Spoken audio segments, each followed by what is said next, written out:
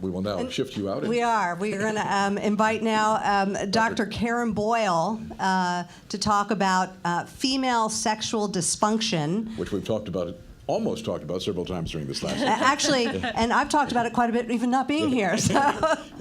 And Dr. Boyle's from the Chesapeake Urology people. She's a urologic surgeon. Yes. Want to make sure we pronounce that correctly. And Bye-bye. Thanks. specializing in sexual health, which says something right there, that there's a sexual health specialty now.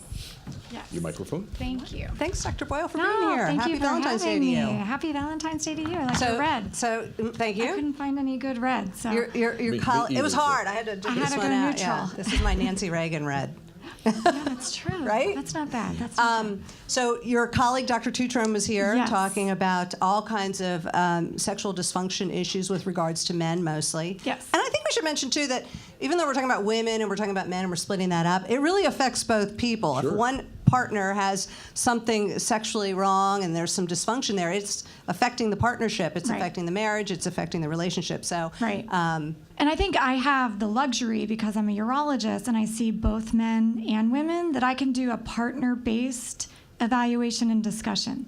So whoever I see first, I always enter into the discussion their partner, whether it's a heterosexual or homosexual couple, just talking about the other side, because it's not a single-sided issue, Exactly. obviously. So let's just start again with an overview, because I was mentioning to someone that we were doing this sexual dysfunction topic, and they were goes, well, what do you mean by that? Well, Like, the male side is easier to talk to. yeah, So, yeah. Ron, Dr. Tutron, and we both do erectile dysfunction and hormone replacement for men. The women's side, as you would expect, is not as easy to talk about. And a lot of that is because the therapies, and we'll get to that, aren't necessarily as good that we have for female sexual dysfunction as we do for men. So it's a challenging disease state because it's a lot more complex in terms of evaluation, diagnosis, and then options for treating. But are we talking about something that's physiological? Is that what we're going to mostly talk about? Yes, I want to talk about that because I do think more often than not, unlike our male counterparts in terms of sexual dysfunction, which we say it's always organic, meaning it's always physical, on the female side, I think all too often it gets blamed on up here. And a lot of that is because obviously our sexual response by design as women is not as obvious. For men, the arousal is an erection, the orgasm is usually associated with emission and ejaculation, whereas for women, it's not that clearly defined as successful intimacy and pleasure versus dysfunction. Okay, this male counterpart wants to know then, what is female sexual dysfunction? Well, it's a very wide topic. So it could go anywhere from issues with sexual desire to arousal, to orgasm, to lubrication, to vaginal atrophy, and pain disorders. It's a lot of different things, as is the male side, but it definitely can be multifactorial, and it can affect women, as young as they're sexually active. So I will see, women as young as older teenagers, early 20s. Okay, so that surprises me, because I think most people think of that Right. this is a middle-aged No, issue. and again, I think that's what's Postmenopausal. interesting. Yeah, I mean, I think there's that thought, and obviously it is much more common in women postmenopausal, and we're familiar with that, right? I mean, that's what's supposed to happen as we get older. We're supposed to have more problems with everything, unfortunately. Including husbands. Yeah. No, well, not today, because today's Valentine's Day, so husbands and partners are all good today.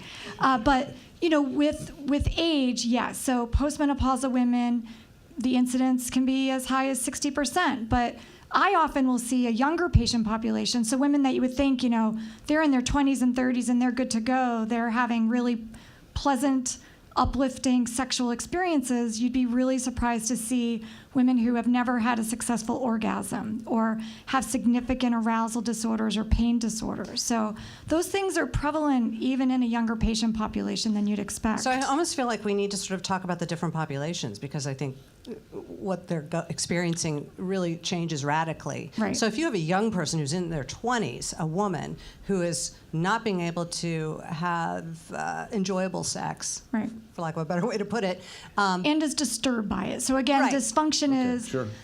not only having recurrent, reproducible issues with any of those things that I mentioned, but that it causes her distress. So, in What a is young, that? in a What's young happening women, there? well, again, there are multifactorial reasons for it. So definitely all the diseases that you're familiar with, like neurologic issues. So somebody with multiple sclerosis, or somebody who is on antidepressant medications, even oral contraceptives, which Dr. Morrill could probably speak more to because she sees that patient population can cause decreased desire. Underlying kidney disease, liver dysfunction, big medical problems can cause female sexual dysfunction. But in that younger patient population, they still can have issues with desire. The more common thing I see in that population is often pain disorders in the younger patient population and orgasmic. Well, I don't see endometriosis because I'm a urologist, and so gynecology would see that more. But yes, but also things from inflammation of the vulvar area, so vestibulitis, which is inflammation of some of the vestibular glands, vaginismus, which is a abnormal contraction of the vulva, which can happen, which women can't even place tampons without having pain and have never been able to have penetrative intercourse. That's how they present. So pain disorders in a very young patient population, are concerning. And then desire can affect young women as well, although you don't think about it as much as you do in the older patient population. How many of the issues you've talked about are treatable? Are they all? So no, they're not because they're not real, but because we don't have fantastic streamlined therapies for them, which makes the treatment and evaluation of female sexual dysfunction difficult.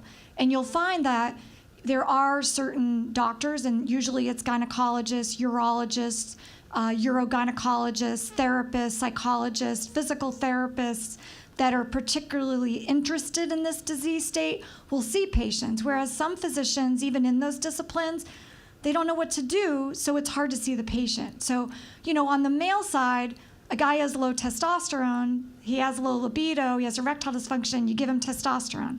He has an erection issue, you give him Viagra or Cialis. For a woman, it's not that easy. And so I think the big thing for me when I see these women is, one, I enjoy seeing them because I think it's an underserved population, and I think women don't present because they don't necessarily know often where to go. Right. And often they'll present to Dr. Morrill in gynecology first, which is a great avenue because often they'll have relationships. But there are definitely, I think, things that you need to talk about, investigate, take a good history, physical exam, and do testing. But you're right, therapies are not as streamlined on the female look side. at you. You must be fun at a cocktail party. I have good stories. But women, Got people lined women up will to talk speak to about you. anything just about, but they have a hard time talking about this, I think. I think everybody does. I mean, having taken care of the male side, as much as I do the female side, I think everybody has a hard time talking about sexuality and intimacy because it's so personal. And, it's, I don't know, even your best friend, you don't necessarily go there. Right. So can we fast forward then, age-wise, a little bit? Sure. Selfishly, to perimenopausal, menopausal, Right. after menopause, all of that. Wow. I mean, hormones are dropping off a cliff. Yes. And there's a lot of controversy around and surrounding hormone replacement in postmenopausal women because of the studies that have come out looking at the adverse side effects from long-term hormone replacement. So again, there's the treatment of perimenopausal hot flash treatment, so short treatment spans with estrogens, with or without progesterone, versus being on hormone replacement for a long period of time, which definitely carries with it the concerns of heart disease, stroke, blood clots, and breast cancer that we all worry about. And so, there have been some very big, prominent studies that really will scare women away from some of those things. And so it's a balancing act that I partner with gynecology, because I'm not a gynecologist, that I will do some off-label testosterone for women that have low libido, perimenopausal, postmenopausal, in combination with some hormone replacement for those menopausal symptoms. Now, for people who don't know what that is, can you explain the what is off-label? Yeah. So off-label means, and again, we do a lot of that in areas where you don't necessarily have perfect FDA-approved therapies for different things. These are drugs that are usually very effective for certain disease states. So they've been approved for certain disease states. So testosterone, for instance, is FDA approved for hypogonadism or low testosterone in men, but it's not FDA approved for women. So that means there's no great long-term safety data, and I can't prescribe it, and you go to your pharmacy and get it covered, which is a bummer. But we do know that it can help with some low libido issues in women. So we will use it at different dosing in women and counsel them on the lack of long-term safety data. But how do you use it if you can't go get a prescription? So unfortunately, women will have to pay for it. Insurance won't cover Insurance won't Okay. cover it since it's But not. it is available. It's available, you can prescribe it, but again, it's off-label. So, it's something that we have long discussions about. They have to sign consent for. We have to do the whole medical legal, discussion with them in terms of really the things that we worry about in men and women with any hormone. So the heart disease, the blood clots, the stroke risks, those things. In a partnership, do you sometimes give the male the prescription so his insurance pays for it? No, you can't do that. You can't do that? No, that would be considered unethical. Okay. So you It's can't do that. unethical, That but I'll was tell my you what, question. Can't do Yeah. that. it's been done. I'm sure it has. No, I'm sure it has been. Yeah. I don't get involved in Hear that. no evil. No. Okay, I just want to know if it was No, but you're right. possible. I'm sure people do that as they do with off-label sildenafil or Viagra, because again, that's something that has been used off-label in women to help with orgasm. But there are some things, and I don't want people to walk away from this being discouraged because of the big box of things we don't have. I want to spend the time also Well, to talk about some You of got the to move things we forward do from have. somewhere, right? I still Right. don't understand the term off-label. Off-label. Why is it called off-label? Because it's not FDA approved for that indication. Okay. So for instance, where we have different brands of testosterone or generic testosterone to treat low testosterone in men, I don't have one that's specifically FDA approved for women. And there has been one FDA approved drug for women called flibanserin, and the trade name is Addyi, that is for pre-menopausal low sexual desire, so hypoactive sexual desire disorder in women. As of date, that is the only medication that is FDA approved for low desire in women, and it was specifically studied in a premenopausal And population. insurance will pay for it. Insurance will pay for that. Okay. I want to get to I know we have a question out in the audience too, but I want to get to a couple of these from Facebook because people, went on Facebook and got pretty personal here, Yes. and we're talking about this topic. So, one of our Facebook users said, "I have low." In parentheses, none, libido for about 15 years. All lab tests and testosterone therapy have been done without results. I had a full hysterectomy a year ago. Nothing changes. I'm 49 years old with no menstrual cycles since I was 43. What can I do? And I would imagine you've heard this. I have, and A I lot. wish I had like a succinct, good, encouraging answer for that.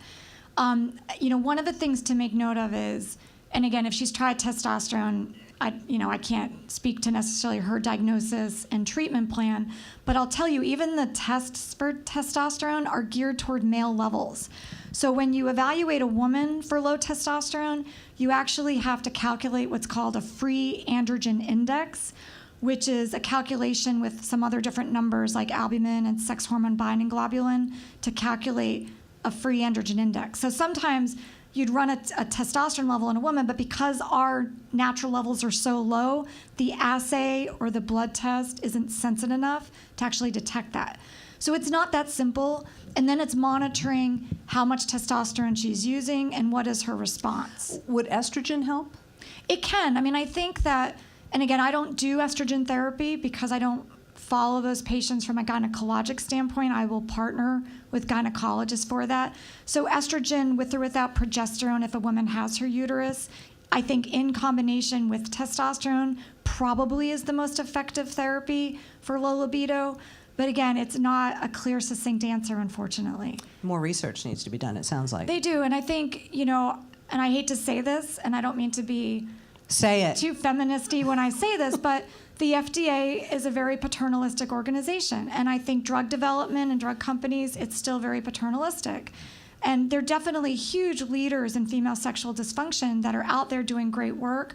But we really need a commitment from the drug companies to have a focus. And imagine how profitable and huge these drugs would be if if approved. But what's happened with flibanserin is one of those issues. So the one drug we have for premenopausal hypoactive sexual desire disorder, which is low sex drive in the premenopausal patient population, that has a number of side effects.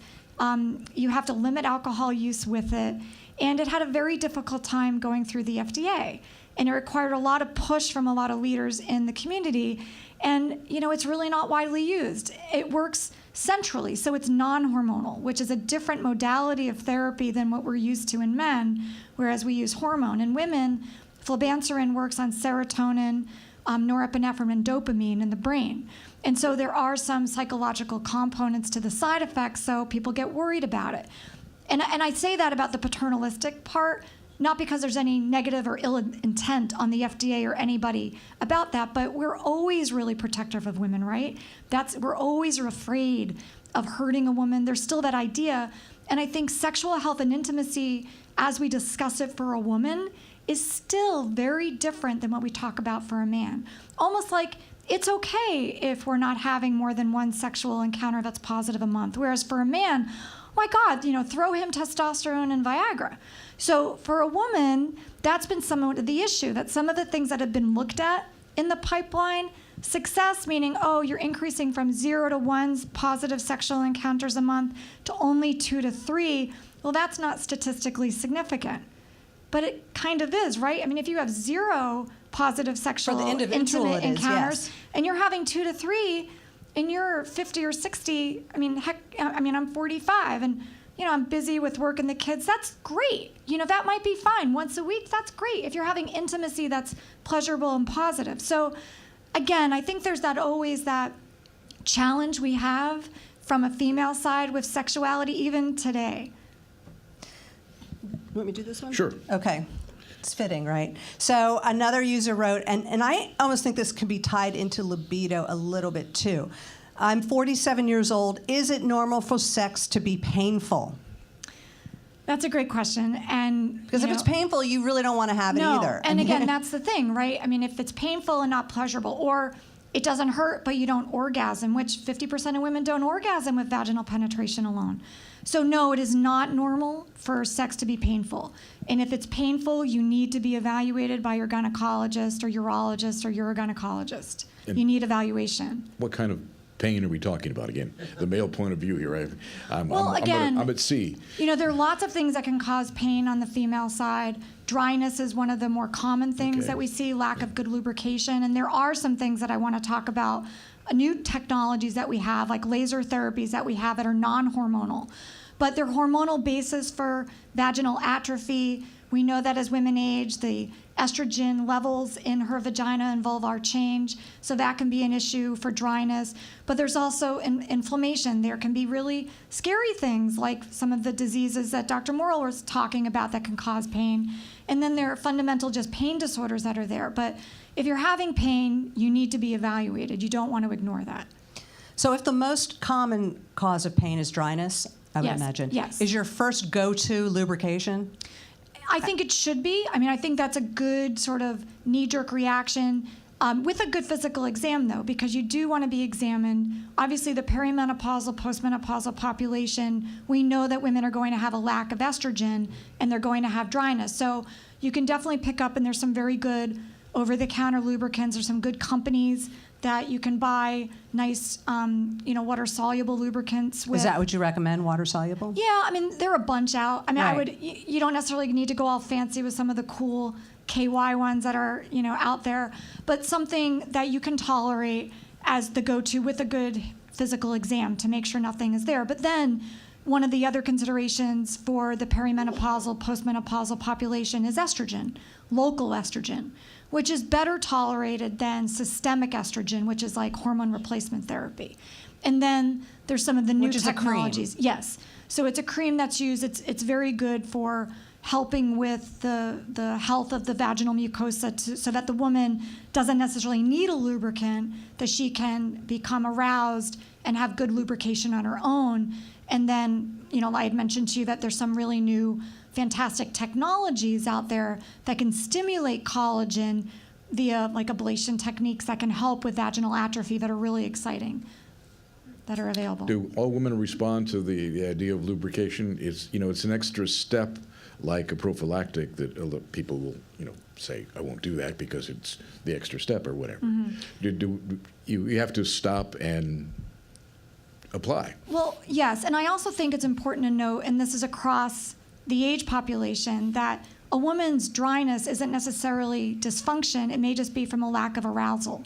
And so from an intimacy standpoint, it's important to partners out there, to women, that proper arousal is really important, because unlike men that maybe can get an erection and be ready to go in 20 seconds, women need an opportunity to become sufficiently aroused to have lubrication. And so intimacy and foreplay is important. So working that into your intimacy is essential. It's not just about, glopping on a lubricant, but so proper arousal, intimacy, because it's not all just about penetrative sex for women. Again, most women don't necessarily have successful orgasm with vaginal penetration alone and require clitoral stimulation.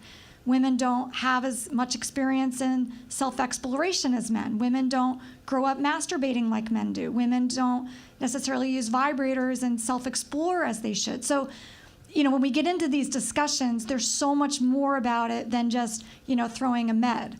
Yeah, there's more than a half hour, too, I think. No, I mean, we literally could do hours. I could talk about vibrators alone. You've touched on this a couple of times, and I think you may or may not be surprised, but I had just recently heard about it and was. Talk about this new, and I think you'll be too, this new therapy, the ablation, the lasers. I mean, Right. really, what? So up until, in the distant past, for women that had vaginal atrophy, those kinds of issues, it was topical estrogen creams were sort of the go-to. But now there's this whole group of lasers, vaginal lasers, that are being used for vaginal atrophy and vaginal dryness that are really effective. And we're really excited at Chesapeake Urology because we are launching a program this spring using a laser called Diva, and they all have these kind of sexy, cool names, which is a hybrid fractional laser that does ablation and coagulation to the vagina. It can do some tightening, but it stimulates collagen, and it allows for more effective natural lubrication, non-hormonal. So it's really good for this population of even premenopausal women that want to stimulate collagen. They're dry, they have some vaginal atrophy, they may want some vaginal tightening as well, post-childbearing years. Women who have some underlying skin disorders that don't necessarily want to be on estrogen, patients that have had gynecologic cancers that can't take estrogen or are afraid to use topical estrogen. So we're launching this Diva therapy this spring, so we're really, really excited about that, and it's an office-based procedure that literally takes 3 to 5 minutes. You do need to do it a few times. Is it painful? No, it's laser. No, it's not painful. I've had the face thing. I do the face thing too. In fact, I'm actually still a little red from it because I do it during my birthday, which is in January, so I'm a little red still from my laser. But it's similar to the halo therapy that dermatologists use. So the laser that we're doing is from Cyton. It's called Diva.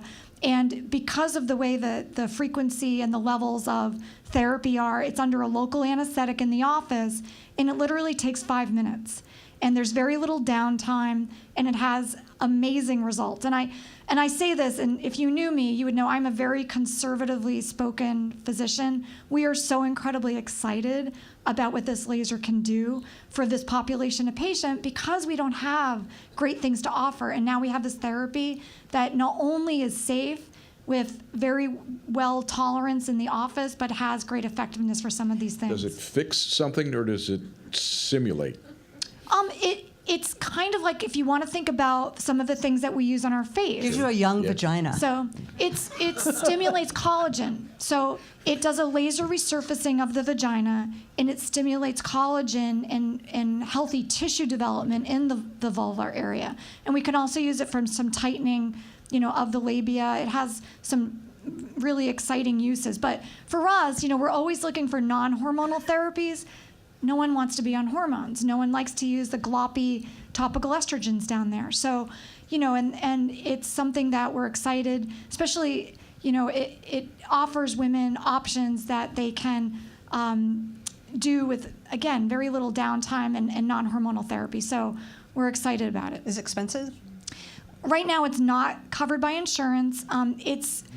It's much less expensive, some of the face things that we do. So I would say, if you're out of pocket paying for different therapies that are not FDA approved, this is something that I think would be comparable. So, it's reasonable. I'd put it that way. It's reasonable and effective. So it's worth the investment. There is a little upkeep, kind of like our face, on a yearly basis. But again, if you get results and it helps with intimacy and sexual satisfaction, I think women would be willing to make that investment in themselves. In the hundreds, in the thousands? In the low thousands to hundreds, depending upon the therapy. Okay. And is there an upper age limit, or No. sky's the limit? No, it's for any age, that desires the therapy. So, and you would need to have a recent pap smear and pelvic exam, and obviously we do consultations and discuss those kinds of things. But It's pretty exciting. No, it's really exciting. Sorry, John, we've been ignoring you, and you've had questions. Oh, you're not the first nor the last to do that, so it's okay. The question is for Dr. Boyle, two-part actually. Is coconut oil a safe lubricant? And then the other question was, are there solutions for postpartum women regarding pain and desire? Okay, so from a lubrication standpoint, I think coconut oil is fine. I think mineral oil, olive oil are also things that can be used during times that you're trying to conceive. So my other hat is I do infertility for men. So, from a lubrication standpoint, I think those are fine because there's some lubrications that you can't use when trying to conceive. So coconut oil, olive oil, mineral oil, those are fine. Some of the ones that you buy on different sites are also okay to try.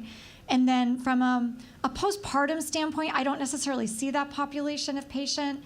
Again, it depends, and it's much more complex, and the GYN, Dr. Morrill, will probably be better to speak against that because, again, it will determine if someone is breastfeeding, what they can and can't use. You're not going to put somebody on hormone therapy at that point in their life. But it's a very common issue postpartum. And I think the hormones, because of the irregularity in our hormone regulation after delivering a baby, can be so difficult. And again, we see it with women that are on oral contraceptives because that can suppress desire as well. So I would encourage somebody to speak to their gynecologist about that because there may be more going on than just low desire.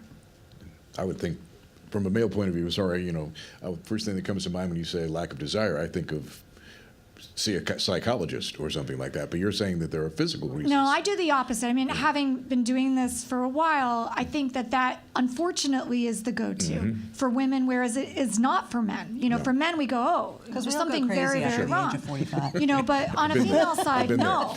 No, I mean, I would not. I definitely, there are some wonderful sex therapists out there that I work with and partner with, and I think therapy for men and women that are suffering from sexual dysfunction and issues of intimacy and relationship, there's really nothing better in terms of getting through and having good homework and working on, because intimacy is different than sex, but the idea that it's in somebody's head, I think is antiquated. And I definitely think that you should think first that there's something physiologic and evaluating that to see what can be done to try to help women through this. And can be treated at that level as well. Yes. So someone who might be watching and they've been living with this, let's say, and now they're saying, you know what? Why should I? Why not seek help? Because some people just say, oh, forget it. This is just the way it is, and Right. I'm going to deal with it. But some people want to now seek help, maybe for the first time.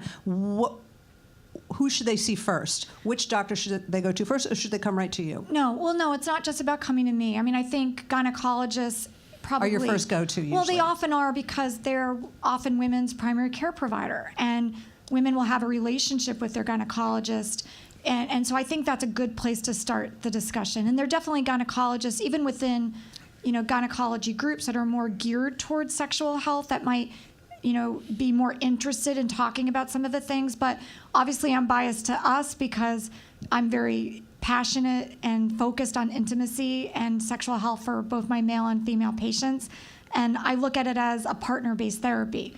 And so, a urologist or a urogynecologist like me, not that I'm a urogynecologist, but urologist that's specifically interested in sexual health would be the other go-to. So either gynecology or urology that has a focus or interest in sexual health and intimacy, I think would be the first line. So there's help. You just have to start the process. I think you have to be Yeah. comfortable to have that discussion and try some things, because again, I think, there's no easy answer necessarily, but I think if you're open to different discussions and therapies, and we haven't touched, we could do a whole segment on vibrators, but they're definitely, Can we do that? they're definitely, they're wonderful things that are available to women, especially women that, are like me or older, that, are uncomfortable thinking or talking about vibrators. But do you think that it's getting better? I think the internet has helped with this. I do. I have to say that I think from a sexual health intimacy standpoint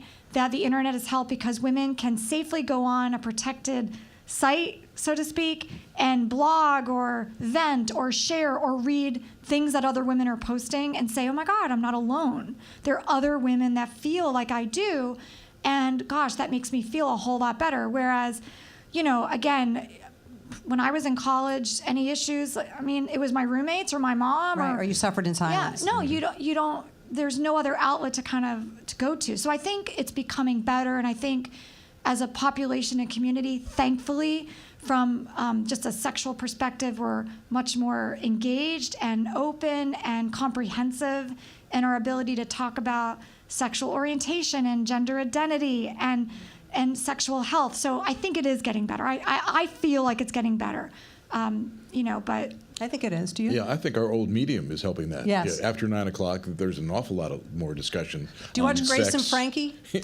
I don't watch Do you watch a Grace whole and lot of Frankie? TV, unfortunately. I do, and that was quite an invention they came up with. Yeah. Yeah, so. No. So, I think the conversation is getting better because it needed to get better. Thank you so much, and thanks for having this conversation today. Thank you for having me. On a day of love. I know, it was And perfect. sex. Yes, so have sex today. It's Valentine's Day. You heard it here. For an hour.